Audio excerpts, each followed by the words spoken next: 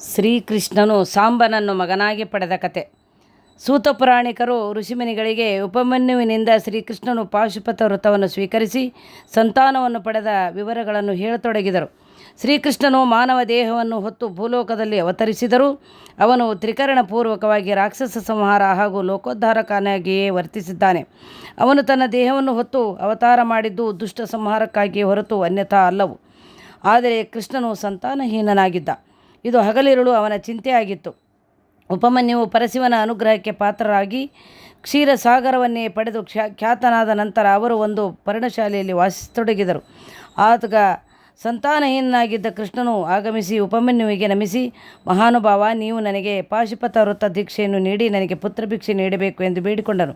ಉಪಮನ್ಯುವು ಕೃಷ್ಣನನ್ನು ಕುರಿತು, ರಾಧಾಪ್ರಿಯನೇ, ನೀನು ಅವತಾರಿ ಪುರುಷ, ಆದರೂ ಜಗನ್ನಾಟಕ ಸೂತ್ರಧಾರಿಯಾಗಿ ನನ್ನನ್ನೇ ಗುರುವಾಗಿ ಭಾವಿಸಿರುವುದು ನನ್ನ ಪುಣ್ಯವೇ ಸರಿ ಆಯಿತು ಎಂದು ಹೇಳಿ ಕೃಷ್ಣನಿಂದ ಪಾಶುಪತ ವ್ರತವನ್ನು ಆಚರಿಸಿದನು.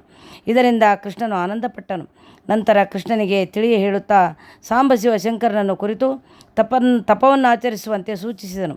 ಅದರಂತೆ ಕೃಷ್ಣನು 1 ವರ್ಷದವರೆಗೆ ಪರಶಿವನನ್ನು ಕುರಿತು ತಪಸ್ಸನ್ನು ಆಚರಿಸಿದನು. 1 ವರ್ಷದ ನಂತರ ಜಗದ್ರಕ್ಷಕನಾದ ಪರಶಿವನು ಪ್ರತ್ಯಕ್ಷನಾಗಿ, ಕೃಷ್ಣ, ನಿನ್ನ ಮನದ ಅಭಿಲಾಷೆಯಾದರೂ ಏನು ತಿಳಿಸು, ಅದನ್ನು ಈಡೇರಿಸುತ್ತೇನೆ ಎಂದನು. ಆಗ ಕೃಷ್ಣನು, ಮಹಾನುಭಾವ, ನನಗೆ ಪುತ್ರಭಿಕ್ಷೆ ನೀಡು ಎಂದನು. ಶಿವನು ತಥಾಸ್ತು ಎಂದನು. ಹೀಗೆ ಕೃಷ್ಣನು ಪರಶಿವನಿಂದ ವರವನ್ನು ಪಡೆದು ಹೊರಟು ಹೋದನು. ಮುಂದೆ ಶ್ರೀಕೃಷ್ಣನ ಪತ್ನಿಯಾದ ಜಾಂಬವತಿಯು ಗರ್ಭದಲ್ಲಿ ಒಂದು ಸುಂದರವಾದ ಹಾಗೂ ಮಹಾನುಭಾವನಾದ ಗಂಡು ಮಗುವನ್ನು ಹೆತ್ತಳು. ಆ ಮಗುವು ಸ್ವಯಂಭುವಾದ ಶಿವಪ್ರಸಾದಿತನಾದ್ದರಿಂದ ಅವನಿಗೆ ಸಾಂಬ ಎಂಬ ನಾಮಕರಣ ಮಾಡಿದರು.